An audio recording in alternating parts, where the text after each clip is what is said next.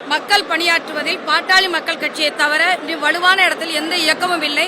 2016 தோல்ல கட்சியோட துண்டை எப்போ போட்டனோ அன்னையிலேருந்து இன்றைய வரைக்கும் பதவிக்காகவோ பொறுப்புக்காகவோ வேலை செய்யல.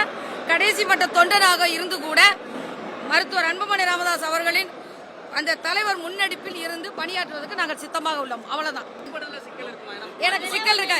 எங்க தொண்டனா இருந்து செயல்படுறதுக்கு எந்த சிக்கலும் இல்லை. யாரும் கேள்வி கேட்க முடியாது.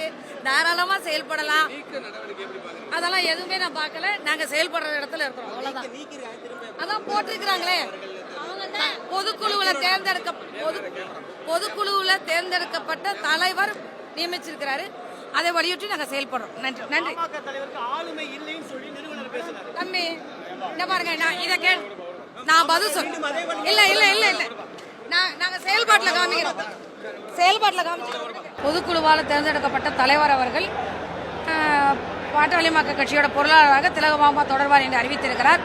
என்னை பொறுத்த வரைக்கும் கட்சியில முத எப்போ துண்டை தோல்ல போட்டனோ தொண்டனாக பயணிக்க கூட தயாரா இருக்கிறேன்.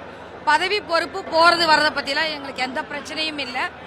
பாட்டாளி மக்கள் கட்சி மட்டும்தான் அரசியலில் வலுவாக இயங்கக்கூடிய மக்கள் பணியாற்றக்கூடிய இடத்தில் இருக்கிறது. அதில் ஒரு தொண்டனாக கூட பணியாற்றுவதற்கு நாங்கள் தயாராக இருக்கிறோம். எனவே இந்த பொறுப்புலாம் எங்களுக்கு ஒரு பெரிய விஷயம் இல்லைங்க.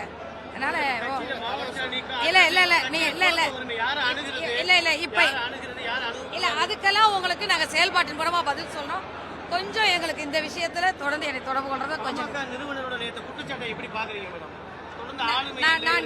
இல்ல இல்ல நான் எதுவுமே பதில் சொல்லல. இல்ல ஐயாவை பற்றி நான் எதுவும் பதில் சொல்ல விரும்பல. என்ன கேட்டீங்க, எனக்கு பத்தி சொல்லி இருக்கிறேன். நன்றி. செய்திகளை உடனுக்குடனும் துல்லியமாகவும் தெரிந்து கொள்ள சப்ஸ்கிரைப் பண்ணுங்க.